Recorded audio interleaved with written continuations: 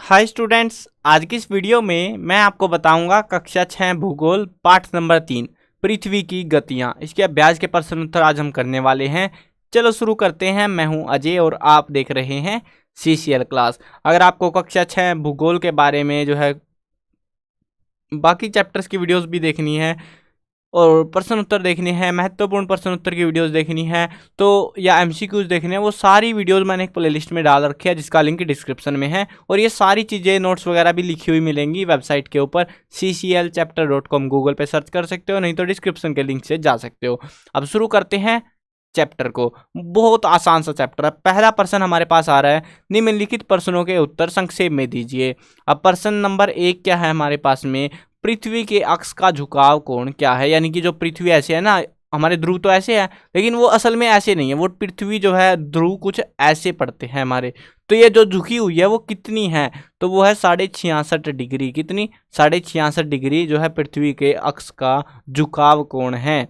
अगला प्रश्न देखते हैं। प्रश्न है, घूर्णन एवं परिक्रमण को परिभाषित करें। घूर्णन क्या होता है? पृथ्वी का अपने अक्ष पर घूमना घूर्णन कहलाता है। पृथ्वी लगभग 24 घंटे में अपने अक्ष का एक चक्कर पूरा कर लेती है। परिक्रमण क्या होता है? सूर्य के चारों ओर एक स्थिर कक्ष में पृथ्वी की गति को परिक्रमण कहते हैं। पृथ्वी को सूर्य का एक चक्कर पूरा करने में 365 दिन और 6 घंटे का समय लगता है। यानी कि घूर्णन क्या है? पृथ्वी यहाँ खड़ी है, यहीं पे गोल गोल घूम जाओ। जैसे आप एक जगह खड़े हो और वहीं पे गोल गोल घूम जाओ तो उसको हम घूर्णन बुलाएंगे। और परिक्रमण क्या होता है? जैसे आप एक मान लो रेस लगा रहे हो एक लंबे से ट्रैक पे, तो वो उस टाइप की चीज़ को, उस रास्ते को हम बुलाते हैं परिक्रमण। ठीक है ना। उसमें जो है पृथ्वी सूर्य का चक्कर लगाती है और घूर्णन में खुद का चक्कर लगाती है, मतलब खुद गोल घूम जाती है बस एक बार। अब अगला प्रश्न है, लीप वर्ष क्या है। अभी हम थोड़ी देर पहले इसी वाले में इधर यहाँ पे पढ़ के आए हैं कि 365 दिन और 6 घंटे का समय लेती है पृथ्वी। लेकिन क्या होता है, ये जो 6 घंटे हैं हम इनको आमतौर पे गिनते नहीं है। क्या होता है, जब एक साल होता है तो उसको हम 365 दिन का गिनते हैं और ये 6 घंटे जो है 4 साल में जो है मिल के 6 चौका 24, यानी कि 24 घंटे बनते हैं। 24 घंटे यानी कि एक दिन बना देते हैं 4 साल में। तो जो चौथा साल आता है, मतलब हर 4 साल के बाद में क्या होगा, एक बार जो है एक साल में हमें 366 दिन दिखाने पड़ेंगे, मतलब कि 365 दिन। ठीक है, 365 दिन, 365 दिन। लेकिन अब की बार 366 दिन देने पड़ेंगे हमको। क्यों? क्योंकि इसके 6 घंटे, इसके 6 घंटे, इसके 6 घंटे और इसके 6 घंटे, यानी कि कुल मिला के 24 घंटे। तो हम इस साल में इसको निपटा देते हैं। अगले साल से फिर से 365, 365, 365, फिर 366।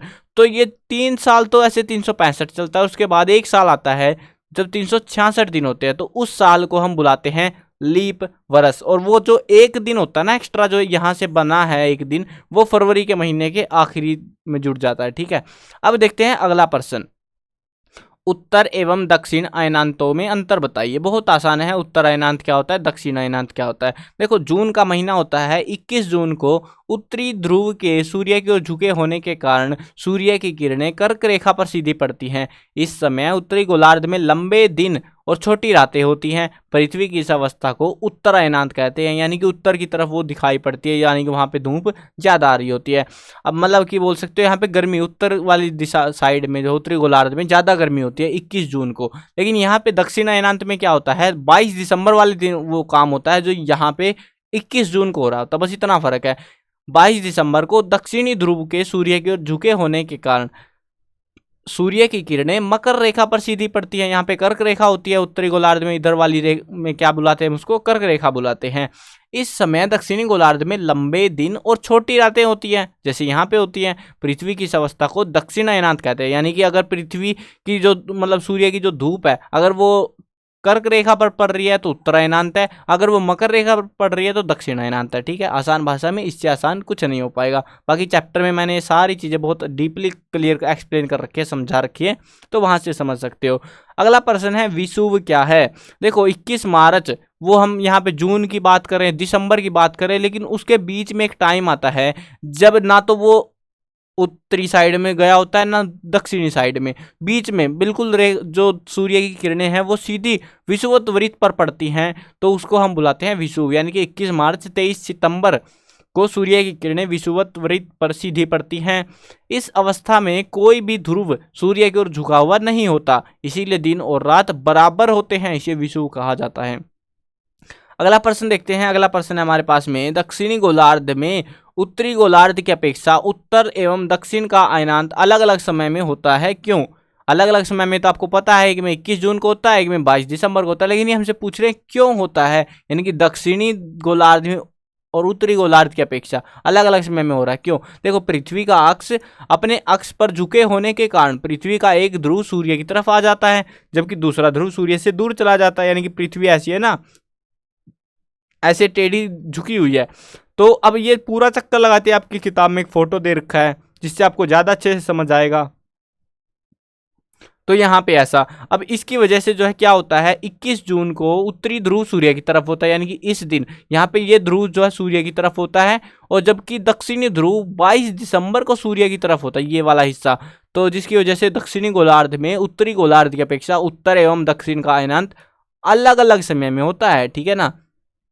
तो यही वो कारण है। अब अगला प्रश्न देखते हैं, मतलब सेम साइल हो जाएगा ऊपर वाले प्रश्न जैसा, मतलब यहाँ पे जो प्रश्न था ना उत्तर अयनांत क्या दक्षिण है, सेम साइल हो जाएगा, सिमिलर सा क्वेश्चन है बस। अगला प्रश्न देखते हैं, ध्रुवों पर लगभग 6 महीने का दिन 6 महीने की रातें होती है, क्यों? मतलब एक दिन अगर निकल गया तो 6 महीने तक दिन रहेगा, फिर 6 महीने तक रात ही रात रहेगी। तो ऐसा क्यों होता है ध्रुवों के ऊपर? अब आप बोलोगे यार ऐसा भी होता है, हमें तो यकीन ही नहीं आ रहा। देखो, होता है लेकिन बहुत बड़े हिस्से में नहीं होता, और ध्रुवों पे कोई रहता नहीं है, तो इसीलिए बहुत ज़्यादा जानकारी इन चीज़ों की नहीं है।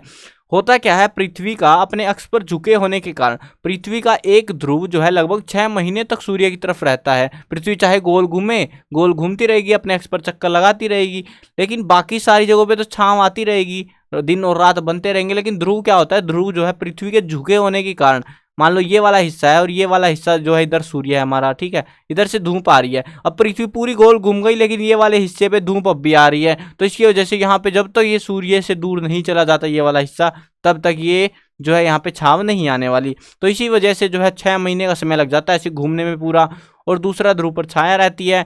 अगले 6 महीने में छाया वाला ध्रुव सूर्य की तरफ आ जाता है और प्रकाश वाला ध्रुव छाया में चला जाता है, जिसकी वजह से लगभग 6 महीने का दिन 6 महीने की रातें वहां पे देखने को मिलती है हमको। अगला प्रश्न देखते हैं, एमसीक्यू टाइप से के हैं, सही उत्तर चुनना है हमको। पृथ्वी की सूर्य के चारों ओर की गति को क्या कहते हैं? परिक्रमण, सूर्य के चारों ओर की। अगला प्रश्न है, सूर्य की सीधी किरणें विषुवत वृत्त पर किस दिन पड़ती हैं? विषुवत वृत्त पर कब पड़ती है?